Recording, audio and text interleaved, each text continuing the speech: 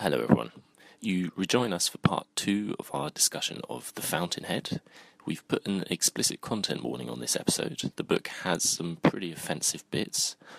In particular, there's a very troubling episode of sexual violence, which we get to early on in this episode.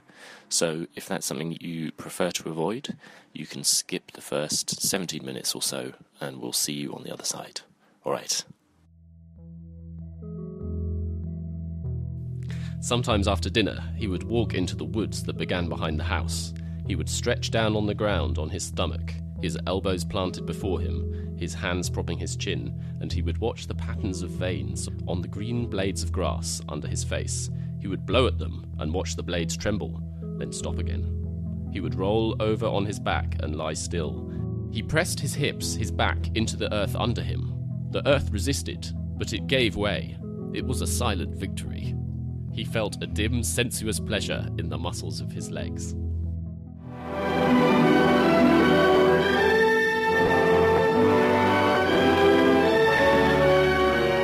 So, he's having a good time in the country, frolicking in the fields, ramming his drill into the rugged side of the cliff, thrusting, cleaving. Days filled with honest labour, nights of sweet rest, evenings spent wandering through the forests, occasionally, stamping on flowers, squishing down the earth, visualising the 2x1s that could be made from the surrounding, spreading pines. Just think of these beautiful flowers. You could burn them and turn them into asphalt. And as we said, he's working at a quarry owned by Guy Franchon. Guy Franchon. The fashionable architect, employer, and possibly by this point partner of Peter Keating. And father to the mysterious, delicate, steely heroine of the novel, Dominique Franchon. Dominique is the Mary Sue. She's the authorial surrogate. She is Ayn Rand. One of them. Rourke is also. Yeah, to some extent. Well, no, he's the kind of ideal version. She's the Rand figure, and we can tell this because whenever her hair is described, it's as a helmet, a blonde helmet. Which, if you ever see a picture of Ayn Rand... Not blonde. Not blonde. In her later years, kind of a sort of grinning skull. With peering out from under it's the sort of dual bowl cut. Yeah, sort of flapper bob. Yeah. Dominique becomes increasingly important as the book goes on, and the book definitely goes downhill the more Dominique is in it. She has gone to this house to be on her own, surrounded by servants, but very discreet servants who don't bother her. Yeah, it's because she had this job, but, she wanted to be away from the city because the city is full of the suppression of genius. Mm. And out in the wilderness, there is nothing to suppress the thrusting vitality of man. Yeah. And she cannot bear... No, we'll go on about that more later. Yeah, I mean, it's all going to... everything happens multiple times. So she goes there, she doesn't want to talk to anyone, she doesn't want to see anyone. She rides around the landscape on a horse, and she finds herself one day on the edge of the quarry, which is full of these bare-chested men working, and she finds herself irresistibly drawn to a man with orange hair, who looks up and meets her gaze and doesn't look away. And this, of course, is Howard Rourke. He won't back down. She becomes obsessed with him. When does she fantasize about them all being whipped? Oh, yeah, 2 minutes. She saw the man below looking at her. She saw the insolent hint of amusement tell her that he knew she did not want him to look at her now. She turned her head away. The superintendent's eyes travelled over the pit and stopped on the man below them. "Hey, you down there!" he shouted. "Are you paid to work or to gape?" The man bent silently over his drill. Dominique laughed aloud. "Ha ha." The superintendent said, "It's a tough crew we got down there, Miss Franchon. Some of them even with jail records." "Has that man a jail record?" she asked, pointed down. "Well, I couldn't say. Wouldn't know 'em all by sight." She hoped he had. She wondered whether they whipped convicts nowadays. She hoped they did. Shall I call the superintendent? No, of course not. But since you know who I am, you'd better stop looking at me when I come here.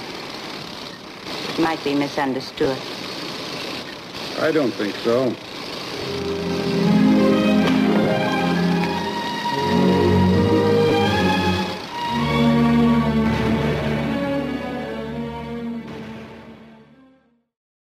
Yeah, just in case you thought we were, like, reading a little bit too much into some of this stuff.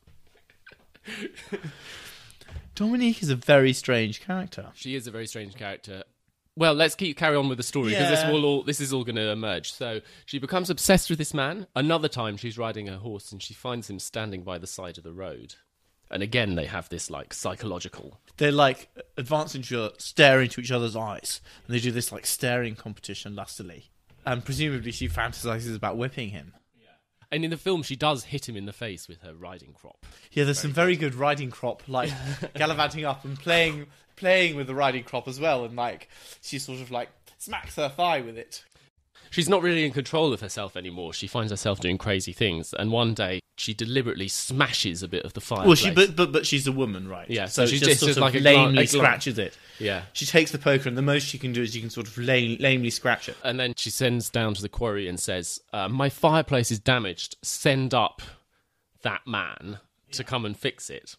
So, although, like, she hasn't been able to work anything up on her fireplace, he immediately sees her fireplace and takes his big chisel and gives her fireplace a good banging. And he smashes a jolly good banging, yeah. That marble piece is broken and has to be replaced. I want you to take it out. Yes, Miss Franklin.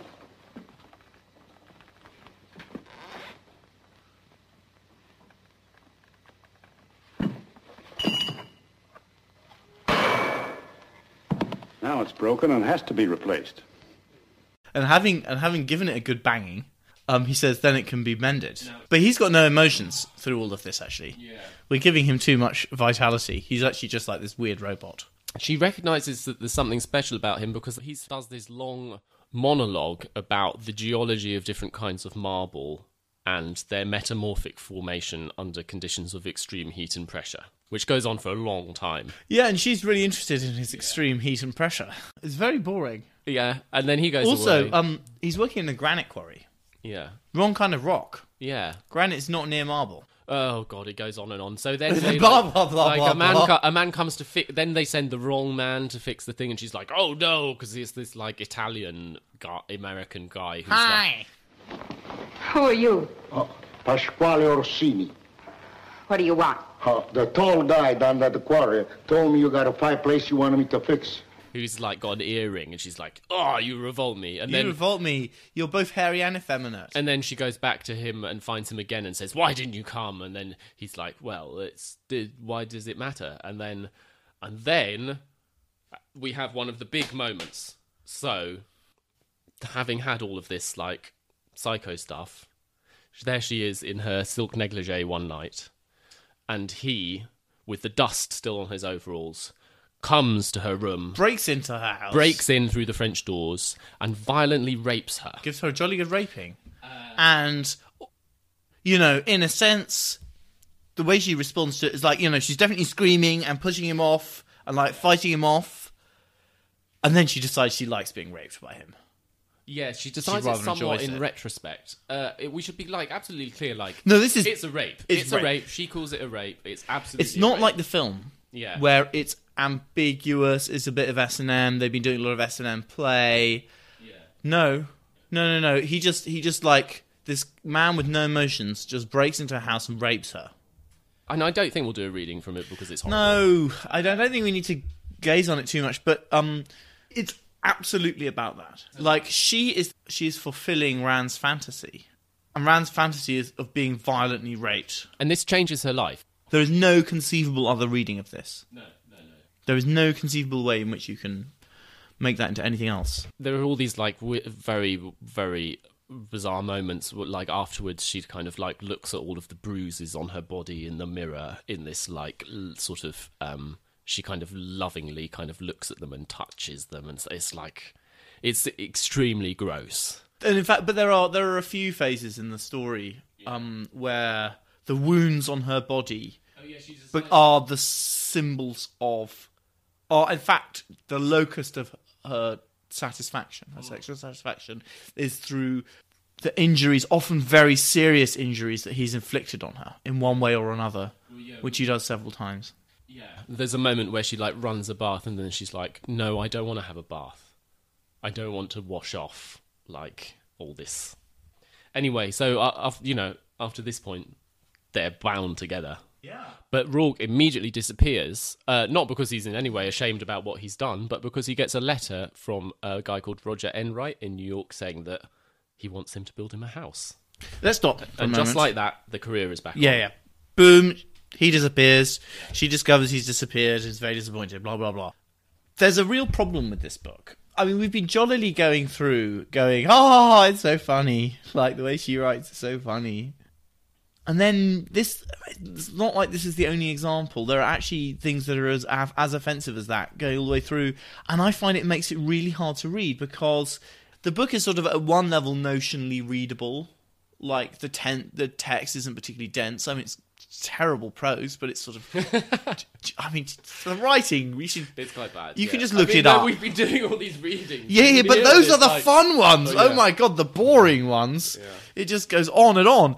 And there's the sort of jaunty bits of plotting, But then that really cannot... That sort of prattle, and looking for all these, like...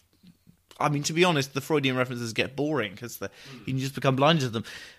I find it very difficult to get any enjoyment out of that sort of thing when, like, it's perfectly fine to represent rape in art or things like that. It's just not fine to condone it as the best thing for women, actually.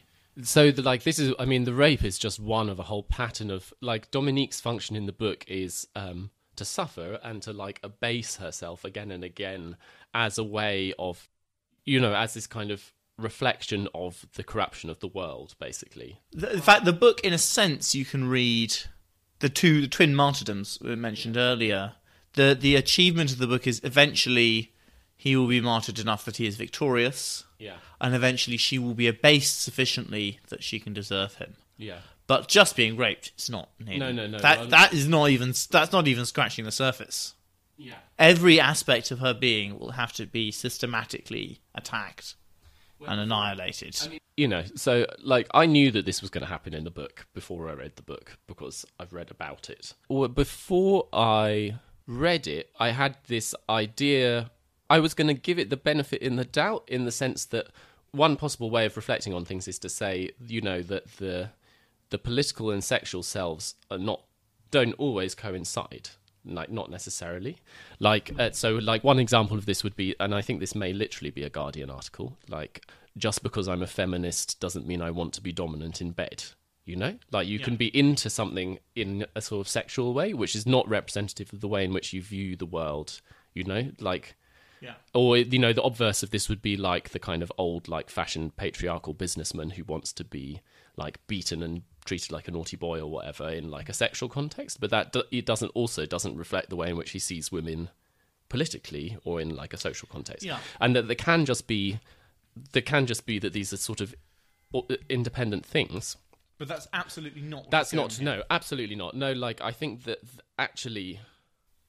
She has this very sort of sadistic and cruel view of the world, and this sort of suffering is kind of the suffering of, it's like the kind of the suffering of a kind of person who wants to, like, damn everyone to hell and kind of wants to sort of scourge the body and then think about how everyone else is going to hell. Like, there's a sort of mortification of the body. But it's not just the body that's mortified. Every aspect of her is mortified at one time or another.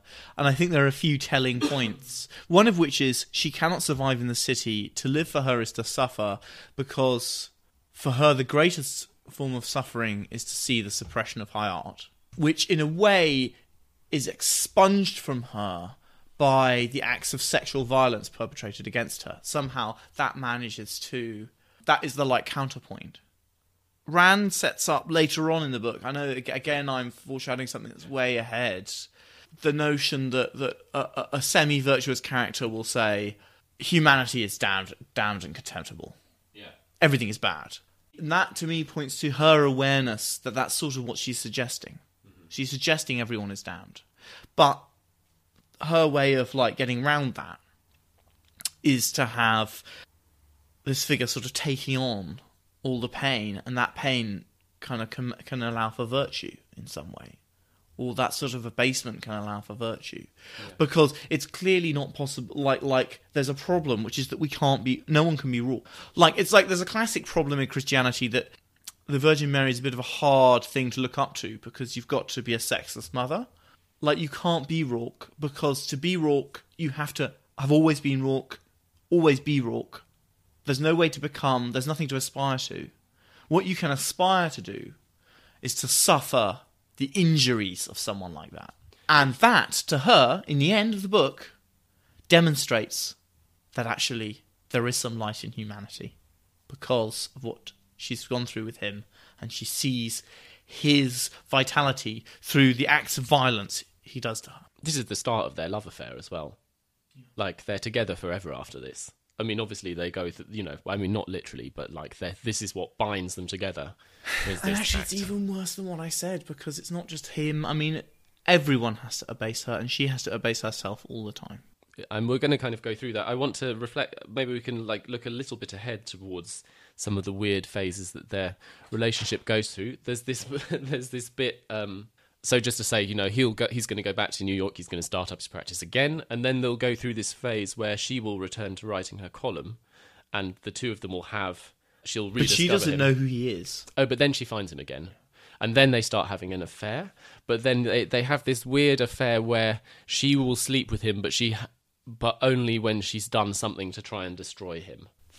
So he'll be getting a commission. Yeah. She'll somehow connive to screw him out of it, and then they'll go and she will say, "I will always be like this," and he will say, "I would never have it any other way," and then they'll have sex. Each of those things I said, instead of being a sentence, is like 10 pages.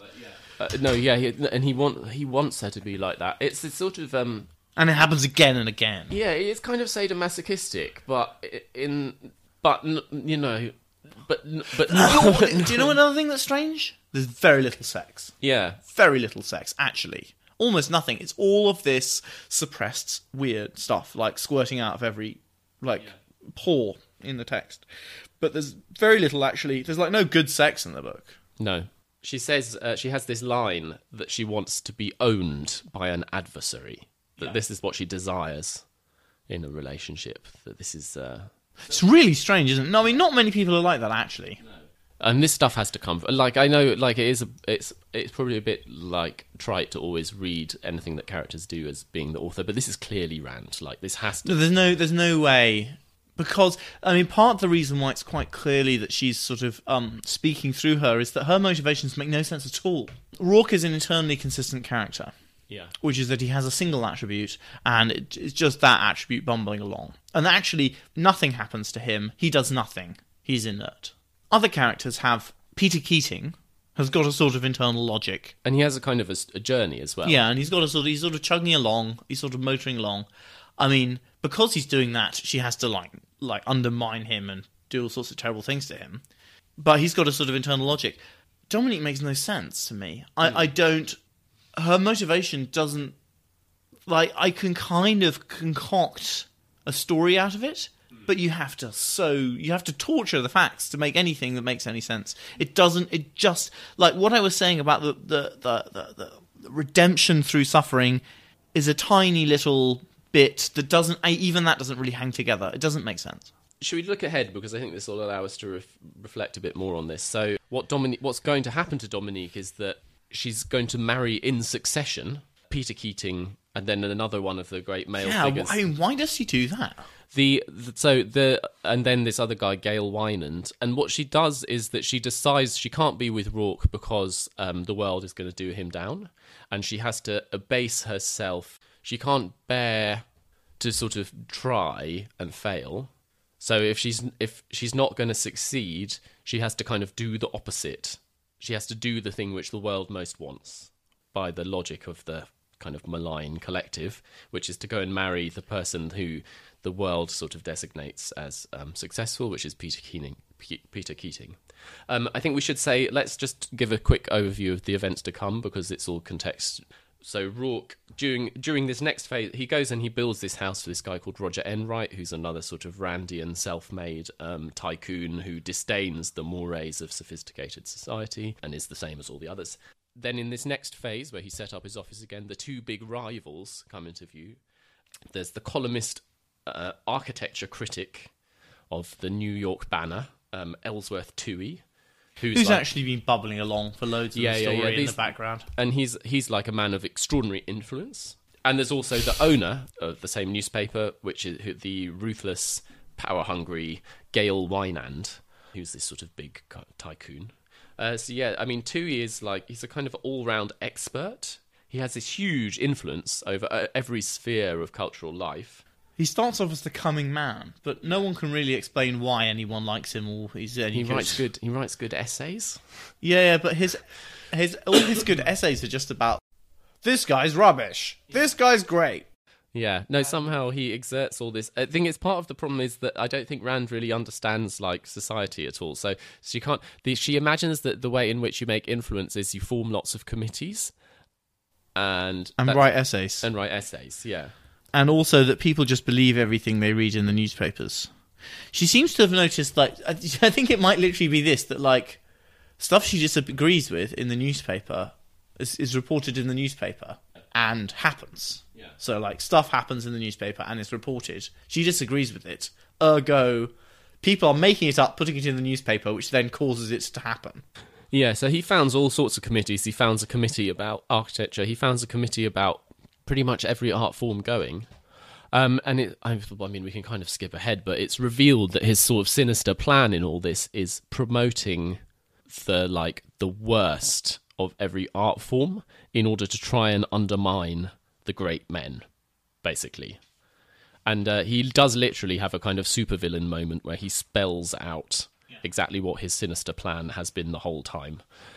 And that this is something which he's doing. So he immediately has taken against Howard Rourke. His portrayal in the film is very good because he's sort of done as like a proto Big Brother, like the actor who's playing him doesn't actually have a big neck, but he's kind of shot in such a way that that those sort of dictator features come out.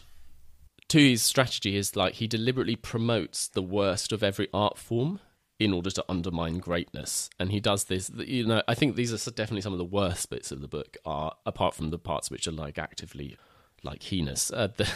These sort of, he promotes like these people who write terrible kind of, is it meant to be a pastiche of Joyce or something? The like fake stream of consciousness novel? I think it's a pastiche of modernism. It's so bad. Because as we know, you must always go in the path of the past. No one can innovate and try out modernism, Rand, can they? No, yeah. You must only stick with romanticism, and a book is not valuable unless it is popular. But the key thing is the pastiches are so incomprehensible. You can't really read what they're pastiching. She clearly hasn't read very much and can't write. Yeah. So they don't work. They are part of the 99% of the book, which is just boring. The book is boring with weird, unintentional humour, occasionally with a sort of interspersed with the pepper, with the like chili sauce of like colossal offensiveness. I mean, we've picked out all the good bits. There is absolutely no need for anyone to read any more. Like there are very few more good bits, and it is extremely long. I mean, is it as long as War and Peace? Do you think? Probably, yeah, maybe a bit longer than the whole thing. Yeah, and one of the things which Rand obviously believes is like possible is that like this guy Ellsworth Toohey just on his own just promotes loads of terrible art and is able to single-handedly dictate what's regarded as contemporary canon. Like everyone he chooses becomes famous and successful, and everyone he disregards is disregarded. Yep. Easy. The Mob, which is very peculiarly interpreted by her as something which common people, when they act together, are, one, completely united, and two, utterly persuasible. In essence, they can only hold an opinion that they are told, and they will all believe it together. and they will all be utterly faceless. There's this really strange notion of a mob. They're extremely lumpen. But they're more than lumpen. They're not really lumpen proletariat. They're kind of They're like- coagulated. Yeah, it's very unconvincing. I would say that's the thing it is. It's a very unconvincing view of people and popular opinion. But the popular voice is something which is being... Like, the two things that are discussed a lot are the popular voice and money. Money is good, people are bad. She's got this funny idea of, there's like, the Confucian hierarchy of virtue. Hers is Rourke at the top, compromised billionaires, uncompromised simpletons, like the fascist engineer, like the fascist worker. Yeah. And then at the bottom, Women. everyone else, and then below that, women. Yeah. If you can't be perfect, you can at least be rich, Yeah. preferably by screwing other people. Yeah. Like literally, it sounds like I'm exaggerating, but that's her system of virtue. Yeah, definitely. To be rich, particularly if you've made it by the exploitation of others, is a fundamental virtue. Yeah. A virtue in itself. She can forgive a lot in The Rich. So here's what happens. Tui has all his influence. A wealthy man, who is wealthy but like rather simple man called Hopton Stoddard, decides he wants to build a temple to the human spirit. As you do. And Ellsworth Toohey, as the kind of malign socialist force, says, wouldn't you rather build a hospital for disabled children? And he says, no, I think I'll build a temple for the human spirit. And then Toohey, for reasons of his own, tells him to appoint Howard Rourke. Howard Rourke is appointed. The reasons of his own are quite funny, aren't they? It's like, I will build him up so I can knock him down. Yeah, exactly. Then that will make the knocking down only so much more satisfying. In spite of having done exactly the opposite all the way through. Rourke designs it, and he takes on a sculptor called Stephen Mallory to make the only decorative element in the interior, which is a huge naked statue of his mistress, Dominique Franquin. And then, obviously, as you've said, as soon as it's finished... The sculptor's an interesting character. He's like a sort of sub. He can't be as good as Rourke, but he's kind of got some Rourke-y moments. Let's talk about him in a sec. So, no sooner has it been built than Ellsworth Toohey writes a big editorial slandering it, and the New York Banner joins in behind, and the whole thing is damned. There's a court case where Rourke is sued for incompetence. He loses, and the building is given over, as Toohey originally suggested, to a hospital for disabled children, which is Can you imagine anything more disgusting? Disgusting! The utmost degradation. I would really say, Rand really nails her colours to the mast here. She, after the building is unsympathetically converted, there's then a moment when she talks about a girl living there called Jackie. Peter Keating's discarded girlfriend now works there, and that's who's seeing this happen. She was elated on the day when Jackie, the least promising one of the lot, achieved a complicated work of imagination.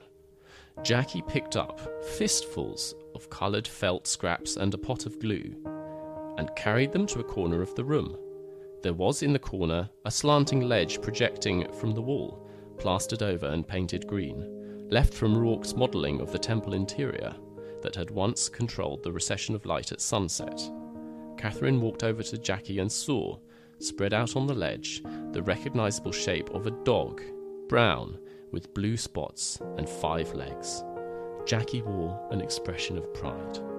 Now, you see, Catherine said to her colleagues. Isn't it wonderful and moving? There's no telling how far the child will go with proper encouragement. Think of what happens to their little souls if they are frustrated in their creative instincts. It's so important not to deny them a chance for self-expression. Did you see Jackie's face? And this is because that might not have contextualized it enough, I think. Yeah. It is like the context. What the context provides is the absolute certainty that the purpose of this is that we are all seeing this is disgusting. This is disgusting.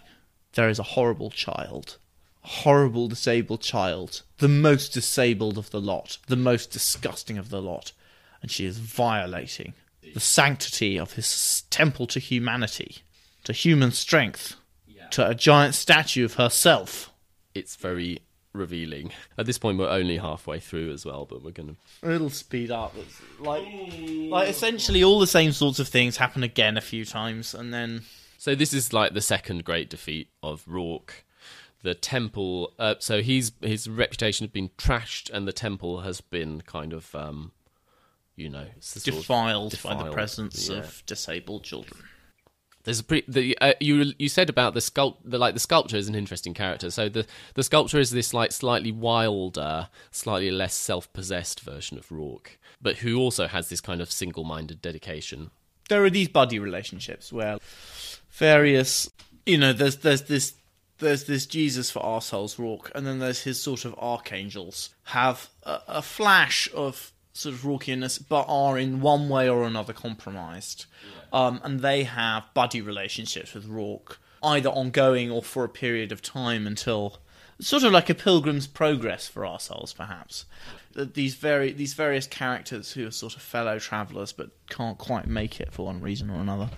There's this like weird, really cringy bit where they're all in the sculptor's shack, and Dominique is kind of standing there naked, posing, and like somehow the vibe's not right. And then Howard Rourke comes in and like smoulders at her, and then the sculptor's like, "Woo! Hold that pose." The figure is described as being a naked woman with her head thrown back in exultation. This is the phase when everyone has to go around looking at Dominique naked. There's a great moment. Here's the Randian ethic all through. Is there's a bit where Rourke, she obviously wants Rourke to be nice to this sculptor, and he like occasionally buys him dinner, but he says it's not altruism. This is one of her real difficulties, because, like, by this point, immediately after this book, she marries this sculptor. This is Rand, and essentially, like, pays for him for ages because he's rubbish. But he flatters her. So, but that doesn't really work in her notion of art. So she has to sort of work round. It's funny that she puts him in as like this. Not quite ideal, but on the way to ideal man, who is like her husband. So here, Austin Heller heard about him helping him out, and he says, "It's amusing, Howard, to see you in the role of an altruist. You don't have to insult me. It's not altruism, but I'll tell you this. Most people say they're concerned with the suffering of others. I'm not. And yet, there's one thing I can't understand. Most of them would not run past if they saw a man bleeding in the road, mangled by a hit-and-run driver. Most of them would not turn their heads to look at Stephen Mallory. But don't they know that if suffering could be measured, there's more suffering in Stephen Mallory when he can't do the work he wants to do than in a whole field of victims mowed down by a tank?" Yeah, that was the bit I was pointing to you. That was like quite near where I gave up on the book, actually. Yeah. I thought, also, this is like, again, this is as the Nazi terrorism being... So actually... This artist, this free-living artist, his inner torment at not being taken seriously as an artist is worse than a field of people being mowed down by a tank. I mean, one thing that we should say is that there's a sort of a particular way in which Randian characters behave all the way through the book, which is that they can't, try to persuade people. They can't try to be nice to people. They can't really defend their work except in like this incredibly abrasive way, and actually what they do is sort of to suffer, mostly to not complain, and to behave in this incredibly passive-aggressive way. How do you think people circumnavigate that? Do you think they just elide it? Do you think that do you think if you're in that thought world, you just like trotting along and you just like it's just a failure of imagination? Don't see that as a bit strange? I don't care about suffering. People always compare about suffering, but they wouldn't pick up someone by the road. And anyway, the worst suffering imaginable is of a teenage artist who isn't taken seriously by his peers. That's worse than killing hundreds of people. With a tank. With a tank. It's so strange. I mean, this is a woman who's clearly really off her rocker. Yeah. And horrible. Horrible, but like it's such a strange pattern of.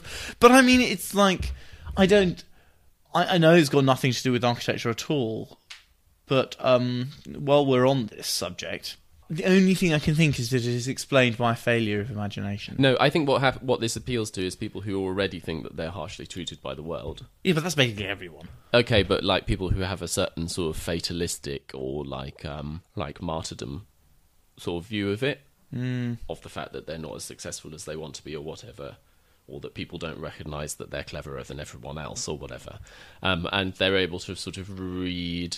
You know, they're kind of already reading it through a very sort of heightened state of like emotion or whatever. It makes it kind of resonate in a way which otherwise it just seems so bizarre. But there must be something, because I mean, at one level, like, if it doesn't, like, if I find this deeply horrifying, and I've got a massive ego, massive and fragile ego, and well, not that fragile, but massive. And I don't have great social skills or emotional intelligence. No, I think it has to be like coupled with I think it's a certain kind of... It should be right up my street if it's right up those people. No, I think it has to be coupled with a certain sort of immaturity as well. And yeah, no, it is also like kind of solipsistic, I think. You also can't really get your head around the like existence of everything else in the world. Or you can, you know, your like annoyance at the world not treating you the way you want it to is so large that it kind of occludes everything else. I also just think it is necessary. I think it's a necessary condition that people cannot really, you know, that experiment where like where at which point children can kind of imagine the other person having like thought process. Yeah, this is essentially for people who haven't ever done that. Because as soon as you've done that, as soon as you can as soon as you can read something like that and see what it means, it can't possibly be true. Do you want to know what the temple is like? Yeah, she does a lot of describing buildings, by the way. Like, there's lots and lots of describing his buildings. Maybe we should describe some. There's lots of long descriptions. The temple was to be a small building of grey limestone. Its lines were horizontal, not the lines reaching to heaven, but the lines of the earth. It seemed to spread over the ground like arms outstretched at shoulder height, palms down, in great silent acceptance. It did not cling to the soil, and it did not crouch under the sky. It seemed to lift the earth, and its few vertical shafts pulled the sky down. It was scaled to human height in such a manner that it did not dwarf man, but stood as a setting that made his figure the only absolute, the gauge of perfection by which all dimensions were to be judged. I'm not really sure what that means, but, you know. Well, a common thing in her descriptions of architecture is that she picks up on architectural ideas. There's ideas from architectural theory. So in that case, there's the sort of notion of modular man or the relationship of modernism to the sort of human scale or module, or, you know, those sort of like curvy things you draw. There are other circumstances where she sort of takes ideas that she's heard about as practical or something, but she's unable to visualize, design what that would actually mean. So there really is just a description of the description. Yeah, and also when the thing is converted later, it's clear that it's actually like some huge kind of capacious volume. Yeah, and it's full of this massive monumental statue as well. So. Yeah, and also they like fit 5 floors into the space that was inside it, so it's obviously not. Yeah, I imagine the statue as like huge, as like Lincoln Memorial scale. Yeah, it's definitely big. It's not. It's like I don't know how big it is. I think it's bigger than like Statue of David. I think it's more than a like 20-footer. I think it's a sort of maybe. Yeah, I don't know. No idea. But anyway, you know, it all goes wrong, doesn't it? And he's hounded by the press and the public. You'll notice, like, in people describing this book, there comes a point where fatigue, actually. Because you're worked up into this high state of emotion, and then you just cannot sustain it. So, yeah, Rourke, he builds some other buildings. He builds a house for someone as well at the same time. But then there's like terrible trouble with his wife, who keeps causing problems, and in the end the whole thing is ruined by the wife, who keeps making design changes. And then she wants it like Palladian or something. Yeah, and Howard has to spend all his own money on making changes to the design to make it perfect. It's another like I would say one of the big themes in the architecture is that the buildings have this relationship to landscape, and this is one which is, it's sort of on a riverside site, and it kind of has these contours and overlapping terraces and things. Yeah, there's a few things that fit in as the signatures of virtue, which is a relationship to man, a relationship to site, efficient structurally, but also very daring. Yeah. Like making extravagant use of structure, extravagant use of things, and those are sort of brought up lots in the descriptions. To which my reply would be, whatever. I mean, she doesn't have a great architectural mind, which is not exactly surprising, and absolutely fine. That's not really a problem in a book. It's certainly not the problem with this book. No. I put it fairly far down the list of problems with this book. I mean, in fact, her description of like architectural offices and architecture, I would say, is perfectly fine as it goes. Yeah, and actually, some of the more entertaining bits are definitely the best bit. But by far the best descriptions of buildings are all the ones she hates. Yeah, no, they're really funny. The buildings. One of the things which the film does really entertainingly is the way in which it represents the buildings. Yeah, they made a lot of models, right? A lot of models. There's this great bit where, so the bit in the book where Howard Rourke is first running out of money for his office. He's offered this failure number. Yeah, there's this building, this like big skyscraper, and he's almost got the job, but they want to make some design changes, and they have this huge model in the background of this bit of the new and a bit of the old. This guy. But these guys come in with these like big classical facades and physically clamp them onto the sides of the model. It's so good. Yeah, there's good bits. There's a bit later on where people always damn someone takes his model and they're going to put some balconies on it, and he starts by smashing it with a stick. Yeah. But you had no right to do this. What are rights, Peter? Whose rights? Oh, what's the use of talking? Let's go to work.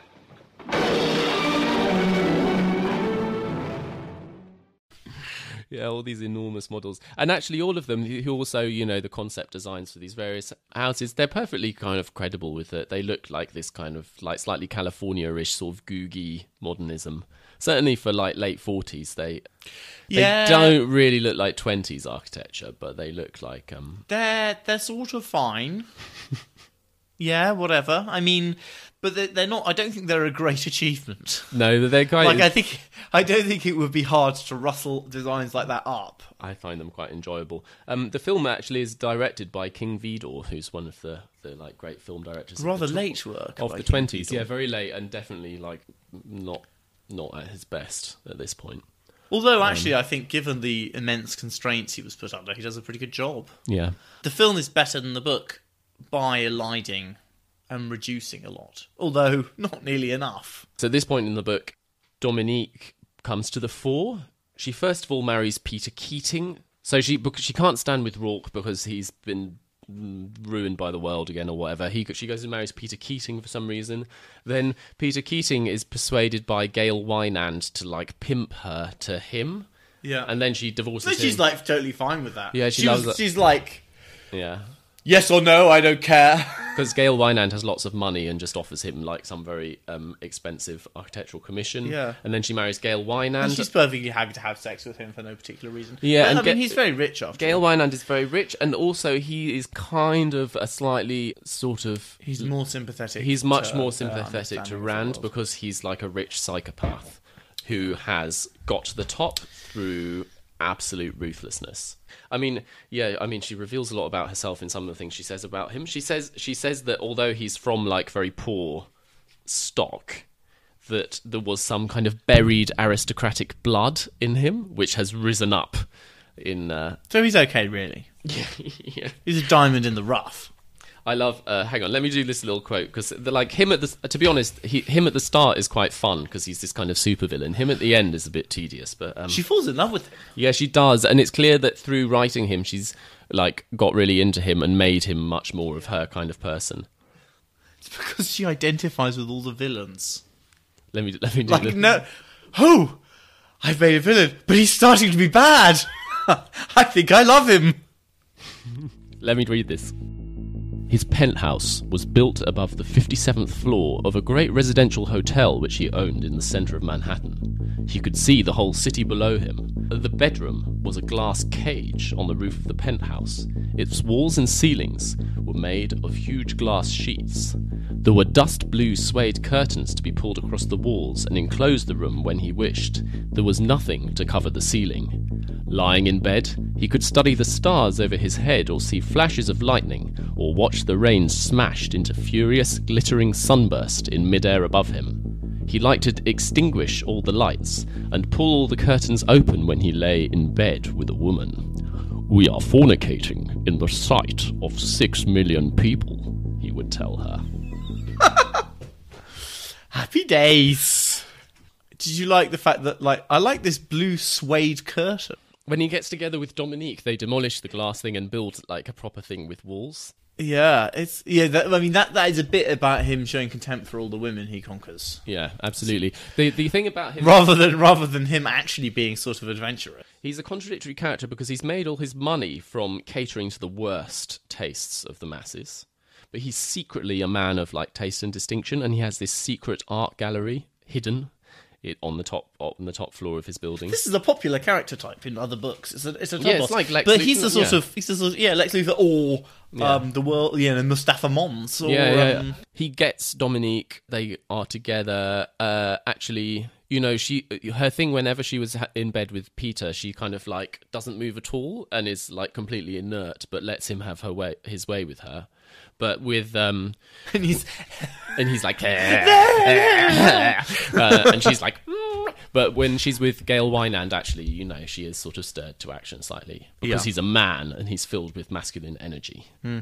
But gonna lied huge amounts of stuff. So at the same time, Rourke is off in seclusion. First of all, he is still working as an architect, although he has to suffer the extreme indignity of having to build in Clayton, Ohio, rather than New York. The story kind of focuses much more on Dominique. And then gradually he's kind of building up again. And this is a motif of Rand's work. He goes into the countryside, into the deep countryside, and builds strength there. And he does it in the form of this sort of Center Parcs style holiday village with these sort of little cottages all I keep thinking of religious metaphors. He sort of goes into occultation and then he's the blooming last caliph. He's perpetually going the Mahdi. But he does it in the he's also got this sort of crap James Bond thing where he'll go off and do something incredibly suburban, which everyone will be sort of. He's I'm not going to cater to popular taste by doing classicism. I'm going to do it by building petrol stations with revolving diners in them and making giant center parks like the Superman that I am. He has two architectural registers, really. There are sort of Art Deco sounding, sort of thrusting skyscrapers, and there are these kind of landscapey... It is very important to have the tallest skyscraper in New York. Yeah. Oh, well, we'll get there in a second. It's not happened yet. I know, but the height of skyscrapers... don't even need to go there, do we? No. But, I mean, suffice to say, that's all in there, too. It's very important. Gail Wynand, he has unlimited amounts of money, and he decides that he wants to build a house for himself, and he appoints Howard Rourke, revealing his secretly good taste, and the two fall instantly in love. And a large part of the later part of the novel is this weird bromance. It's not going to be the quote that you read, but Rourke goes into his office and he looks at Rourke's hands and he thinks, he looks at his hard, veiny hands and thinks, I want that hand as a paperweight for my desk. This is within 30 seconds of meeting him. Yeah, he's very impressed by him. Because it's something for himself as well. He sort of persuades himself. Because he's so in love with his wife, he wants to build a house to keep her in, away from the world, this world of sin, so he can enjoy her all on his own. Yeah, because he's a ruthless bastard. He must be a good man. It's funny because she makes him ruthless bastard as a villain, but realises everything that is normally in villains she finds deeply attractive. Anyway, so yeah, skip to the weird suppressed gay stuff. Before we know it, they're off on a cruise. They go off on a cruise together, leaving the wife at home. Yep. Wifey, what would you want them for? Yeah. So he says, take a few months off and we'll go and cruise to the Pacific. Rourke doesn't do anything apart from doing his buildings, except when Rand has got sort of sexual plans for him. But in this case, it's like bromance in a gay cruise in the Pacific, except that, like, we're saying it's gay, and it is obviously in the subtext, but it is absolutely not mentioned, and she would have been deeply offended if you said it was. This is not someone who has an enlightened view of homosexuality. This is someone who spoke as it as being contemptible, disgusting, repulsive, all that. Although we're making it like it's something that she, if it had been suggested that what is about to be read has got an even slightly possible gay reading, I think she would have been deeply offended. As he stood at the rail, watching Rourke in the water, he thought of the power he held in this moment. He could order the yacht to start moving, sail away, and leave that red-headed body to sun and ocean. The thought gave him pleasure, the sense of power, and the sense of surrender to Rourke, in the knowledge that no conceivable force could make him exercise that power. Rourke climbed back on deck. Wynand looked at Rourke's body, at the threads of water running down the angular planes. He said, "You made a mistake on the Stoddart Temple, Howard. That statue should have been not of Dominique, but of you." I mean, there's loads of it. I'm a bit surprised that they don't start talking about the Spartans or something, and like, Yeah. Well, no, but it's because she hates gay men, but fundamentally she wants to be one. Oh, yeah. Okay, let me do some Google. Howard Rourke. You're going to look for the slash fic. The thing is, you don't even need it. You don't even need it.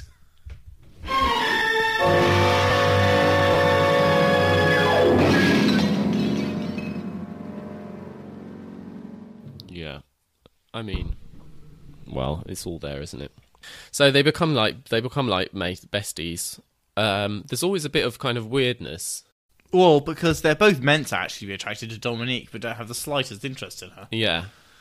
We've had the bits where she like goes, "Let's run away to the country. You give up architecture, and I'll wash your socks." Has already happened, hasn't it? Yeah, that already happened. So yeah, that happens when he's in Ohio. They have this kind of weird hallucinatory conversation where she's like, "Yeah, oh, we'll just give up everything, and I'll be a woman, and you'll be a man, and we'll hide from the world. And you won't do any architecture. Yeah. You won't design anything, and I'll wash your socks." I don't understand what it means. Like, I mean, I think for Rand it's a pivotal moment. Yeah, I think it is important, but who cares? There's so much bromance. I mean, yeah, she's like, if you see the interview where like someone asks her, "So, do you think of yourself as primarily a philosopher or as a novelist?" And she says, "My novels are supreme works of philosophy." No it goes on like that. So anyway, you know, all that goes on. There's this moment which we haven't even talked about where Peter Keating gets him to design like another building for him, which we've completely missed. Anyway, the final part of the book is based around a development called Cortlandt Homes, which is a big social housing development in New York. And Rourke instinctively opposes this, and he has some long speech about how it's going to be penalising people on middle incomes to build housing for the poor, which I don't even think... It also penalises monopoly capitalists. Yeah, I don't even think we need to go into it. It's so stupid. But like, anyway, and the job is awarded to Peter Keating, who by this time is down on his luck because he has to manipulate to get it through. Yeah, he has to manipulate various people. But then, having got it, he doesn't know how to design it, so he gets Howard to help him. And Howard says, "I'll do it on one condition, which is I'll do it for free, but you have to build it exactly the way I design it." Yeah, and you must take all the credit. Yeah. I mustn't be known to have done it. For some reason.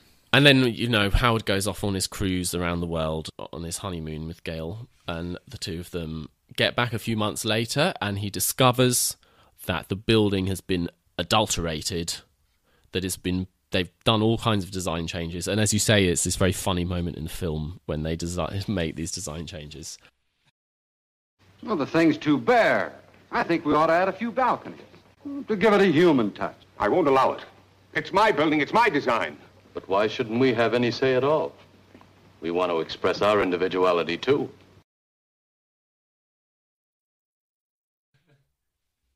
And he decides, well, I'm not having that. So he hatches a secret plan, and he tells Dominique she's got to go there and lie on the ground.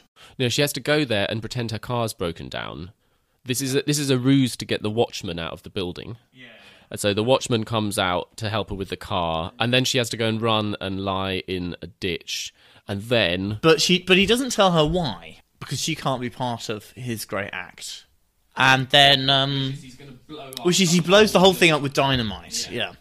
Not a whole building. This whole social housing development blows the whole thing up. So James Bond blows the whole thing up. She's really injured in the explosion. Yeah, but she gets back to the car and then she decides she's not injured enough, so she slashes herself with glass. A bit of glass. Slashes her wrist with broken glass. In the film, this is she's lying in the ditch while the explosions are going overhead and she's writhing in ecstasy. In the book, she doesn't know. She doesn't sort of do it wholeheartedly because she doesn't know what it's for. So she's blown up in the explosion. Yeah, and he's caught red-handed. He doesn't try to hide, and this the trial for this is the sort of the last big part of the book. God, what a bore! It's these very long speeches. Yeah. So what happens? We should just say quickly that Gale Wynand has been kind of converted to the path of righteousness, and instead of his paper pandering to the worst tastes of the masses, which would obviously be to condemn Howard Rourke for blowing up this social housing development, instead he defends him and as having done something virtuous, and he sort of destroys or nearly destroys his empire in the process. But in the end, finally is defeated and gives up. Well, he caves. It's very important that he caves. He has to cave, otherwise, the whole story has been about trying to make this relationship possibly work. Because it doesn't make any sense at all between Dominique and Rourke. Yeah, so because there's been this whole weird kind of cucking thing going on, but they haven't really been sleeping together, but they've just been having a kind of an emotional affair. But because Gale Wynand has morally abased himself by giving in, he's revolted and is is ready to divorce Dominique and give her back to Rourke. And Rourke gives this 10-page long speech at the trial about why he did it, and which actually barely makes sense. Yeah, and it's sort of drivel. It's about how it's about how everything is created by great men acting on their own. Why don't you describe in detail her philosophy, Luke? Oh God, do we have to? The philosophy is that everything which has ever been achieved is created by great men acting on their own. Yeah, everything from Prometheus onwards. Is Prometheus even a man? He's not a man, is he? Is he a man? No. Okay. And that from that onwards, everything that is good has been created not just by geniuses, but by lone geniuses acting without the help of anyone else. And this is universally true. And the obverse of this is that every evil which has ever been done has been done by groups and collectives. And I think that's about the whole of it. It goes on and on and on, and there's a lot of rhetoric. There's a lot of rambling. Yeah. She got very angry in the film because Gary Cooper, who's playing the lead, said he didn't understand any of it, and could it be a bit shorter? And she flew into a rage. It's worth pointing out that the terms under which Rand sold The Fountainhead were extraordinarily generous compared with anything you would get in any other era. She was allowed to write the script. She was allowed to insist on the casting of the lead. Who's 30 years too old. Yeah. Who Gary Cooper, I think, died within 10 years of this film. He's not very convincing as a student, and for that reason, they shoot him quite a lot from behind during those scenes. He's a silhouette. Oh God, what can even be said? But she was still very angry about the way. This is the most important feature of her work because it is the supreme. This novel is the supreme act of philosophy, influenced by nothing except Aristotle. What have I got in my notes? I could completely run out of patience by the time we got to here. No creator was motivated by a desire to serve others. Also, another motivation she thinks is completely impossible is other people liking it. Except that she has a really big problem with that because actually she had this massive and incredibly fragile ego, which had to be constantly pandered to. So this is how the book finishes. There's this court scene. He's acquitted. the billionaire gives up all his wealth and bases himself in an attempt to win back his virtue, and he's putting it all into making this massive empty tower, which was going to be a monument to Dominique, but is now going to be a monument to nothing. Oh yeah, this is a great bit. He's like, he was going to build an enormous monument and like an enormous building for all his businesses, but then he decides to close down all his businesses and just make the building as like an enormous empty building on a city block, for which he's going to raise a city block of working class housing in the Hell's Kitchen. Because he comes from Hell's Kitchen, he's bought up all the property there, and he's going to destroy it! And build this enormous empty tower. And then, like, the end of the book and the end of the film is Dominique kind of going up in the lift and seeing Howard Rourke up at the top, standing on some girders and generally sparkling, looking very orange indeed.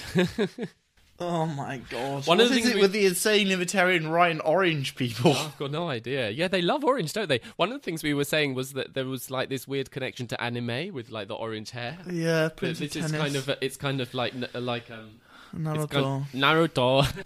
Because there are these moments which are very like manga. Like there are these things where someone will go, Yeah, I mean, it's the classic manga thing, which is like, he's this exceptional guy with weird coloured hair who's got the world against him, but in also- manga, he's meant to struggle and go through emotional things and persuade people. In this, he's just an arsehole. yeah, and he has no emotions. But it's a bit reminiscent of like, you know, Tezuka's Black Jack or these kind of early things where you know, in Black Jack it's like, no, this woman, all her arms and legs have fallen off, and there's only one surgeon in the world who can save her. And it's him with behind his like enormous hair and scarred face and stuff. And like it's the same with this. Someone's like, you're the only man who can design these houses for the budget.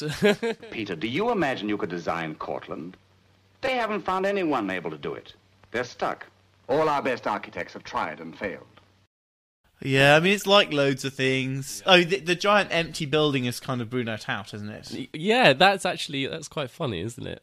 It's kind of Bruno Tout. And in a way, it's like lots of things we've talked about. The supreme achievement of architecture is like the completely empty building. And the future she describes is like what she aspires to is sort of like we in a way, but kind of inverted. Everything's going to be like this weird.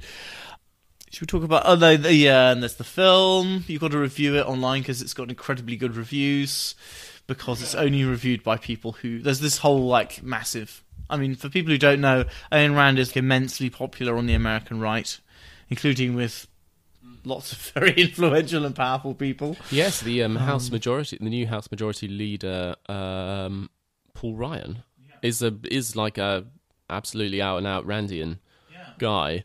It's a sign of like extreme intellectual superficiality to be into this. Like I just cannot understand the former like it's so Federal much. Reserve Chair. Oh yeah, Alan Greenspan. Alan Greenspan. Alan Greenspan was actually part of Ayn Rand's coterie when she was alive. That he was like she. Well, one of the things she liked to do is to have this kind of circle of younger men around her. She called it the collective. Lol. Who she would kind of live, because she didn't believe women were capable of anything. She would love to kind of live vicariously. I mean, through she men. actually said, like, Yeah. explicitly. Yeah. So she kind of, you know, she's sort of their kind of achievements and things. No, this is actually what would happen. They would go and meet together. She would read a bit of whatever she was writing out, and they would all praise it. And then they would sort of publish things fawning on her. Also good book covers of this. They oscillate between the sort of soft porn to pictures of buildings to an architect and a smouldering woman with lots of architectural drawing apparatus. Or there's the architect. I suppose we could talk a little bit about the depiction of the architect and the depiction of the buildings.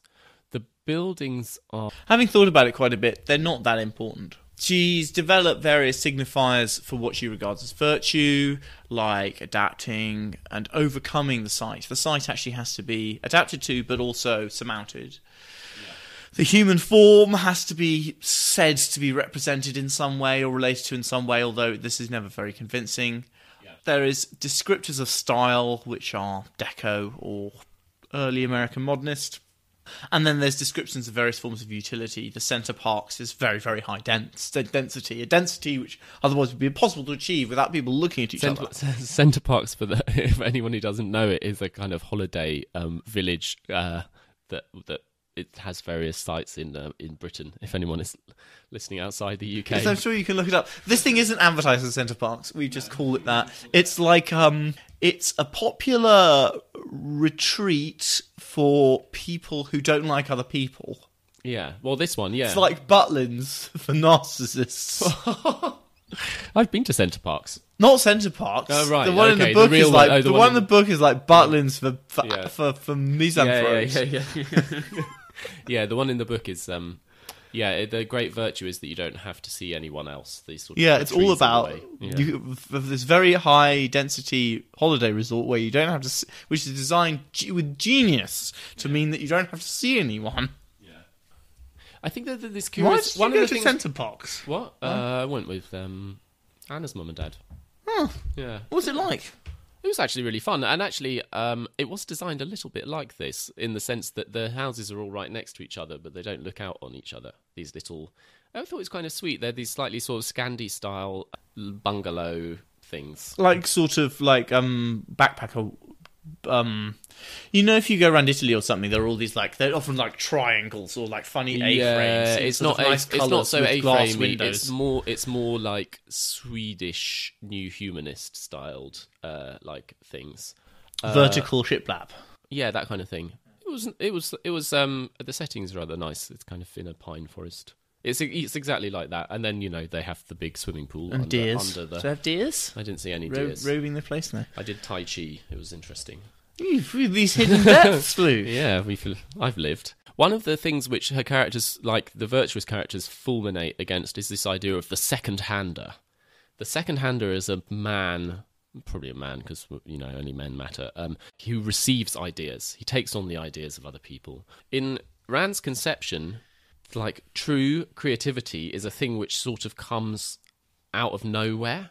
It's a thing which has no relationship to culture. Randian heroes, I wrote somewhere here, Randian heroes are not acculturated. They're not part of a culture. Their ideas just sort of come out of some kind of romanticized sort of ether. It's like being struck by lightning or whatever. It's funny. I mean, how is something good when... And I mean this as a genuine question. How is something good when everybody hates it? Everybody thinks it's bad, and it doesn't do anything. Which is what she aspires to, actually. That's the ultimate. The thing that she aspires to is something that basically everyone will hate and doesn't do anything. In terms of architecture, there are lots of particular places it can slot in, lots of different roles architecture can have. But like art... something which says something to a human condition. The ways in which architecture can do that are different, but it's the same sort of thing. It's the same, like responding to a person, either responding in such a way to create awe, or to be delightful, or convenient, or to create these atmospheres. Yeah. And part of that will be change and various other things, and sort of aesthetics and functionality and blah blah blah. But you might not be able to create a monolithic definition of virtue, but you can kind of construct something which is a very reasonable working definition.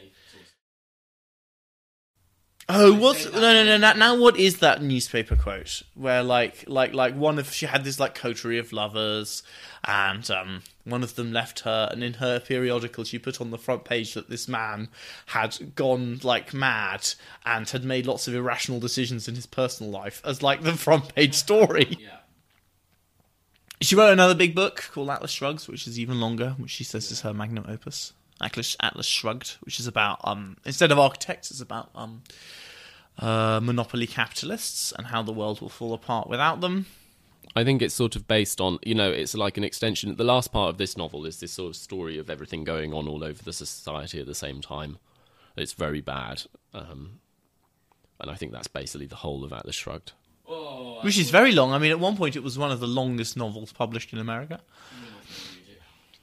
No, I didn't even, as I've said, I didn't even read all of The Fountainhead. I mean, I read quite enough of it. It's had a long legacy. Loads of people on the internet like it. She's someone who's used a lot in the American sort of libertarian right, but I'm not even sure how many of them really read it very closely. I don't even think they would get along with it. I mean, some of the things that are in there are... I think the way you make it work is you just cherry pick You cherry pick the key notion, which is that the measure of virtue is sort of success, overcoming your fellow man. Yeah. The best thing to do is to sort of be a monopoly capitalist, really. I mean, she believes in capitalism. It's to be the sort of capitalist who manages to totally seize control of a system and keep everyone else down. All of this stuff is wrong. Her ideas of creativity and culture are completely wrong. They're just completely descriptively wrong. Her ideas of society are completely wrong. Her morals are completely wrong. Her aesthetics are completely wrong. Her understanding of humans is wrong. You develop good stuff through discussion with other people, don't you? If you can't copy in architecture, you're screwed. I mean, one of the absolutely key skills in architecture is to be able to look at a building, read authorial intent, judge the result of an action and the intent, and then see what you can do with that. Yeah. That actually is one of the key disciplines. And it ain't just in architecture. Everything is like that. Have you got any words of wisdom for people who really like this book? I think it should be a positive message. If you haven't read this book, don't read it. By the way, we've like I promise you, there's not much left in there. Actually, yeah, we've pretty really, much wrung that dry. There's nothing else good. If you have read it and you think you like it, no, read some proper books. What would be a nice proper book to get started on? I think maybe some P.G. Wodehouse. It's got nice characters. Yeah. It's quite readable. A bit of human frailty. Yeah, it's got a bit of human frailty. It's all quite low stakes. You don't need to have a deep insight into the human condition. Uncle Fred in the Springtime, perhaps. All right. On which note, thank you very much for listening. Do write to us. Our email address is aboutbuildingsandzities@gmail.com. And we're going to do something a lot nicer next, I think. Yeah, we had to do some stuff in parallel with this. I couldn't cope with it. Yeah. But, it was my idea. I take full responsibility. You loved it. Yeah. You did. I did rather enjoy it. It was, it is horrible. Don't read it. Don't. You're grinning from ear to ear, Luke. You love it. You love this stuff.